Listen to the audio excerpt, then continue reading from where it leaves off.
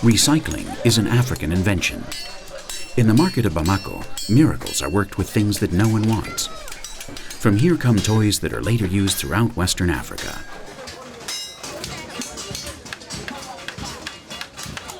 From here, and from the ingenuity of each one of the children on the continent.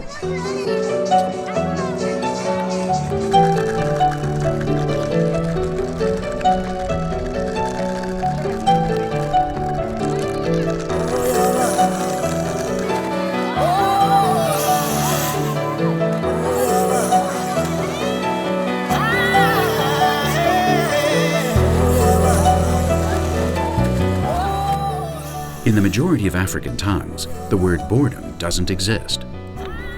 In Africa, the children don't have video games, but imagination.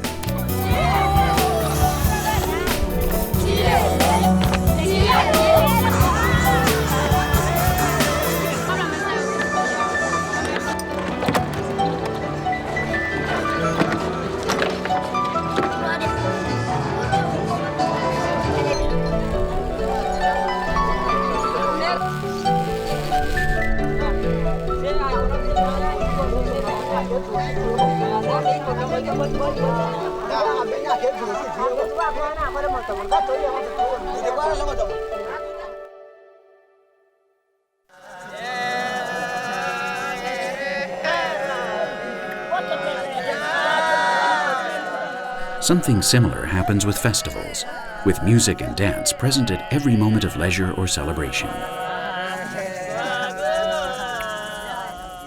The group comes together to show themselves that they are still one. That movement and art are also an unwitting look into the interior of each person, an excuse to discover oneself as an integral part of everything.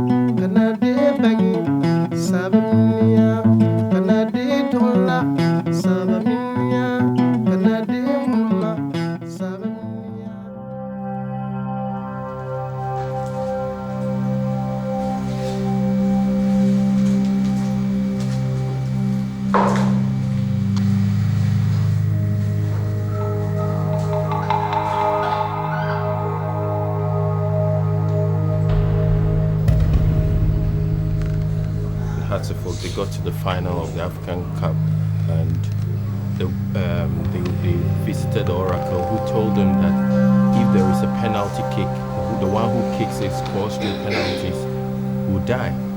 In the final, there was a penalty kick, and then the person just shot it over the bar. It's something the players' club official believes it, and I know they practice it. They spend a lot of money in it. Individual players go visit the witchcraft, witch doctors, teams do that, but they do it secretly, even though we know it's an open secret. Football is the most common game on the African continent. And like other everyday activities, using the power of witch doctors is something usual before, during, and after the matches. The majority of teams and players have voodoo sessions to improve their performance, although nobody acknowledges it in public. The teams all accuse each other, and the arguments are so great that before the matches one hears more about witchcraft than the match itself. They trust more in the power of the witch doctor than in the quality of the players. This weekend, there is a Ghana Premier League match between Liberty Professional and Olympics.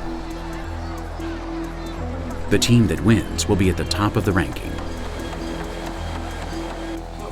Liberty Professional is the youngest and most modern team in the championship, the team with the most resources.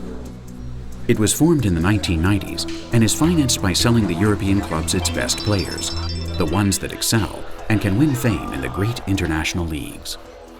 So I'm personally a Christian, but it doesn't mean that juju football is not happening in Africa. It is all over Africa.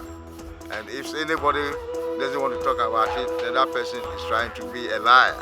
But I think it is happening. Some people believe it. People believe so much in that sometimes they don't even believe the work of a coach is necessary. And then they think that it is the juju or whatever it is that wins the match for them. Yes, it's true that people say they use juju to play game. Because I quite remember the first round when we went to the field, they brought some 3 balls, old dirty ball, 3, that they are going to score 3 goals against us. At the other end of the city, on the beach, Olympics is training. This is the oldest team in the city, a team of traditionalists. Olympics is the exact opposite of Liberty. It has few financial resources, and only some of its players are truly professionals. However, it is from its ranks that the national team has traditionally been culled. Yeah, I know individual players, consult all kinds of mediums, but it is not something that is done in the open. It's done undercover. It's not everybody who probably would love people to know that he gets this result through the use of some charm, amulet.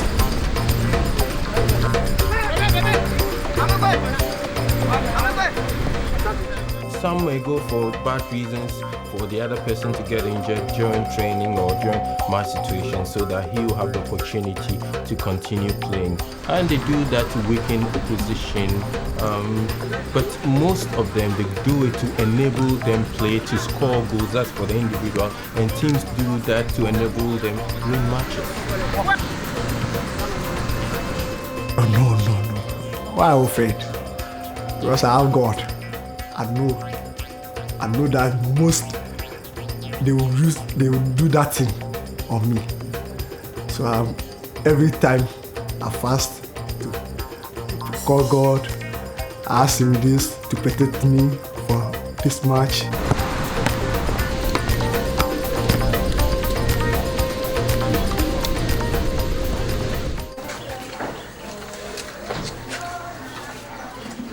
Although he says he is not afraid and is protected by God, David regularly consults a famous witch doctor in the city.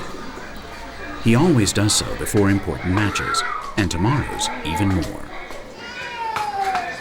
Any football I thought they play in the physical world there is played in the astral world before we come back to the physical world. That is, spiritually they play it before materially we play it. You have to go there spiritually, to the astral world, to go and witness it. Or you send the spirit to go and see it and come and tell you the outcome, the result. When you hear the result, it is that you sit upon. But if you go and the result is on your favor, that you are going to win, my brother, that is no need. You are going to lose. You have to ask the spirit to intercede, to come in, to help you win the match. So in Africa, there is spirit or magic in football. What is your trouble? Okay, my problem is tomorrow we have a strong match. We are Liberty Professional. Because they have a strong strikers. So I come and see you. As my team need to win this match.